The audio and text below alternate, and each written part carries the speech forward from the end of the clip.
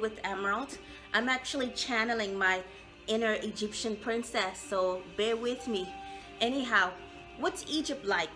What was Egypt like back hundreds of years ago? What's Egypt like today? Well, I went to Egypt. Here's some clips from my trip.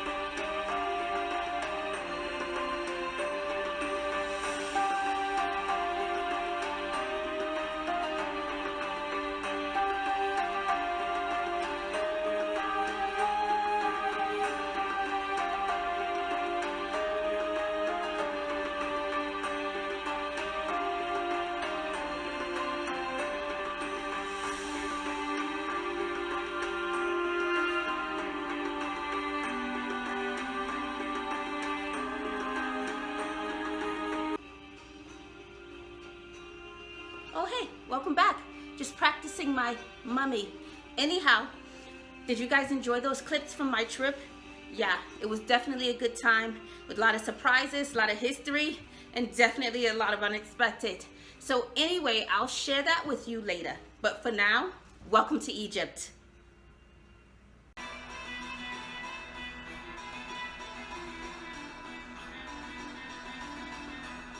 The basic element in the lengthy history of Egyptian civilization is geography. The Nile River rises from the lakes of Central Africa as the White Nile, from the mountains of Ethiopia as the Blue Nile. The White and Blue Nile meet at Khartoum and flow together northward to the Nile Delta, where the 4,000-mile course of this river spills into the Mediterranean Sea. Less than 2 inches of rain per year falls in the delta, and rain is relatively unknown in other parts of Egypt. Most of the land is uninhabitable. These geographical factors have determined the character of Egyptian civilization. People could farm only along the banks of the Nile, where arid sand meets the fertile soil. Of course, each summer the Nile swells as the rain pours down and the snow melts on the mountains. The river overflows its banks and floods the land with fresh water and deposits a thick layer of rich alluvial soil. The land would then yield 2 harvests before winter. This yearly flood determined more than just the agricultural needs of early Egypt. It also determined the life cycle of society and have helped to create the world view of ancient Egyptian civilization. The basic source of Egyptian history is a list of rulers compiled in c. 280 BC by Manetho for the Macedonians who ruled Egypt. Manetho divided Egyptian kings into 30 dynasties in the following manner. Early Egypt was divided into 2 kingdoms, one in Upper Egypt, which is the Nile Valley, and one in Lower Egypt, which is the Nile Delta. Remember, the Nile flows from south to north. Menes unified Upper and Lower Egypt and established his capital at Memphis around 3000 BC. By the time of the Old Kingdom, the land had consolidated under the central power of a king, who was also the owner of all Egypt. Considered to be divine, he stood above the priests and was the only individual who had direct contact with the gods. The economy was a royal monopoly, and so there was no word in Egyptian for trader. Under the king was a carefully graded hierarchy of officials, ranging from the governors of provinces down through local mayors and tax collectors. The entire system was supported by the work of slaves, peasants, and artisans. The Old Kingdom reached its highest stage of development in the 4th dynasty. The most tangible symbols of this period of greatness are the 3 enormous pyramids built as the tombs of kings at Giza between 2600 and 2500. The largest, Khufu, was originally 481 feet high and 756 feet long on each side. Khufu was made up of 2.3 million stone blocks averaging 2.5 tons each. In the 5th century BC, the Greek historian Herodotus tells us that the pyramid took 100,000 men and 20 years to build. The pyramids are remarkable not only for their technological engineering expertise, but also for what they tell us about royal power at the time. They are evidence that Egyptian kings had enormous wealth as well as the power to concentrate so much energy on a personal project. The priests, an important body within the ruling caste, were a social force working to modify the king's supremacy.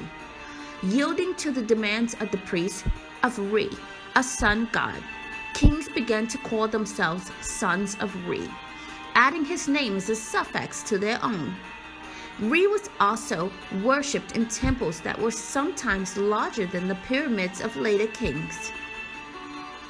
In the Old Kingdom, royal power was absolute. The pharaoh and governed his kingdom through his family and appointed officials. The lives of the peasants and artisans were carefully regulated. Their movement was limited, and they were taxed heavily. Luxury accompanied the pharaoh in life and in death, and he was raised to an exalted level by his people. The Egyptians worked for the pharaoh and obeyed him because he was a living god on whom the entire fabric of life depended. No codes of law were needed since the pharaoh was the direct source of all law.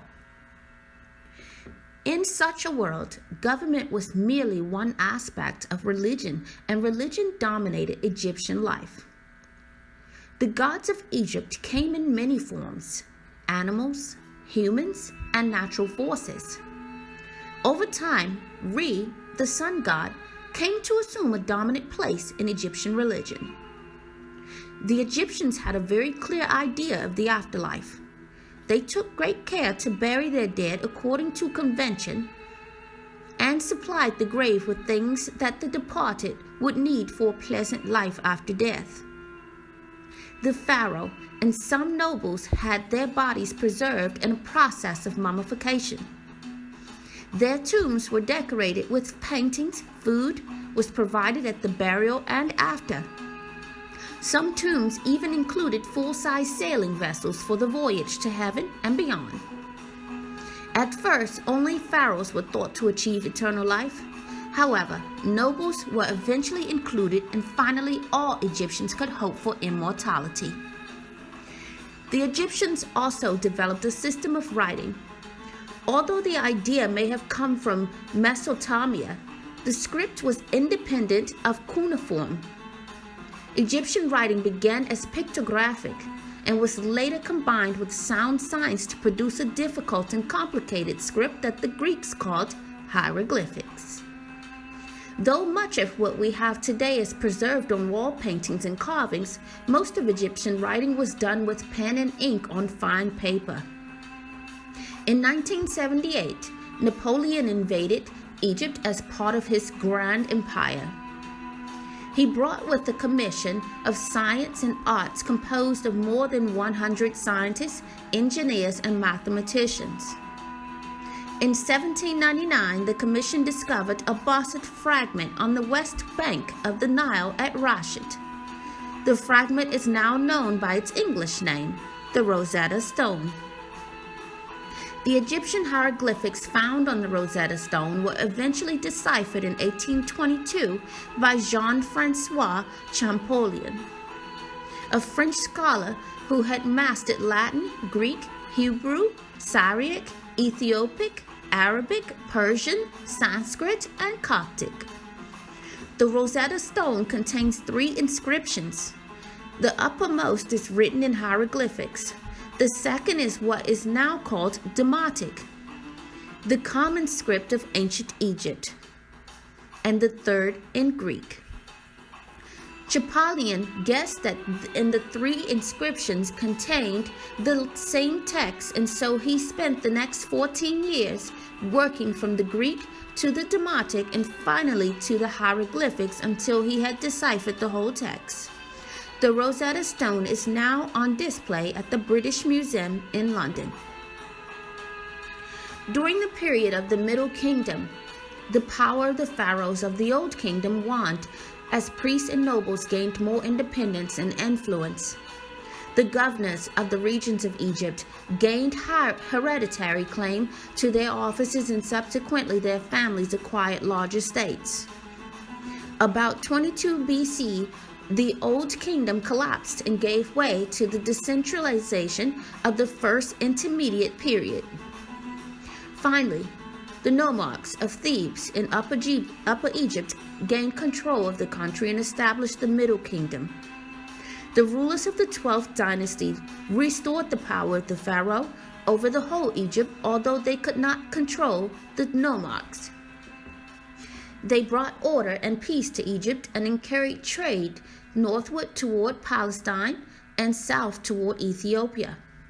They moved the capital back to Memphis and gave great prominence to Ammon, a god connected with the city of Thebes. He became identified with Re, emerging as Amun-Re.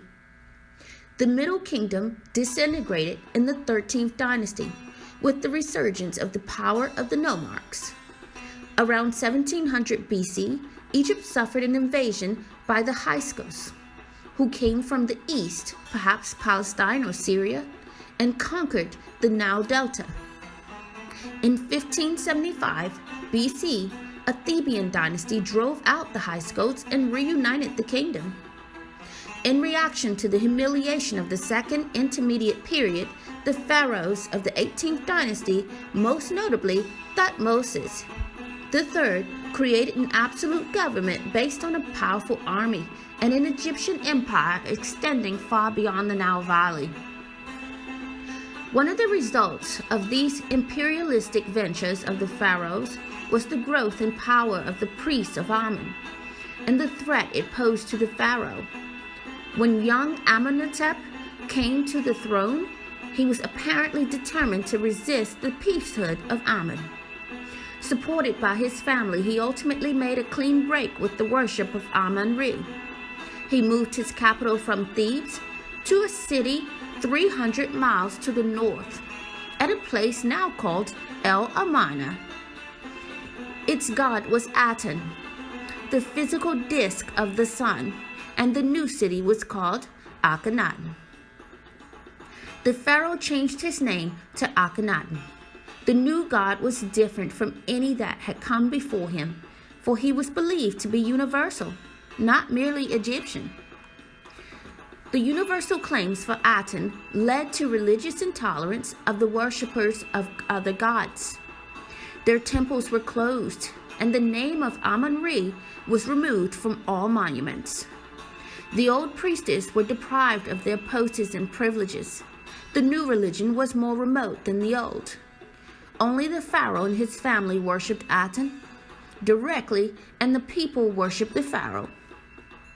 Akhenaten's interest in religious form proved disastrous in the long run. The Asian possessions fell away, and the economy crumbled as a result. When the pharaoh died, a strong reaction swept away his life's work. His chosen successor was put aside and replaced by Tutankhamun, the husband of one of the daughters of Akhenaten and his wife Nefertiti. The new pharaoh restored the old religion and wiped out as much as he could of the memory of the worship of Aten.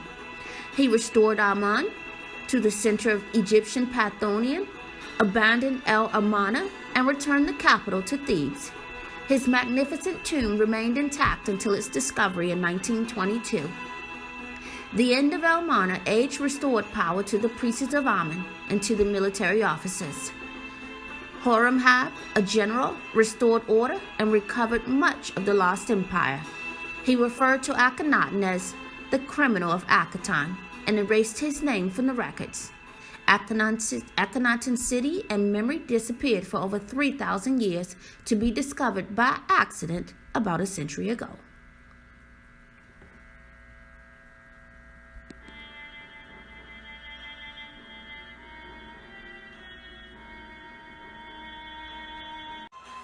Hey guys, welcome back. I hope you guys enjoyed this episode of Monday with Emerald. And as always, don't forget to hit that notification button. And if you're watching this, hit the subscribe button as well. Don't forget to sign up on my website, theemeraldswilsonbey.com. And that's THE. Don't forget to sign up for the newsletter on my business website, thewilsonbeygroup.com. And that's THE as well. And also don't forget to follow me on Facebook, Instagram, and Twitter. And as always, I'll see you back here next Monday at 1 p.m.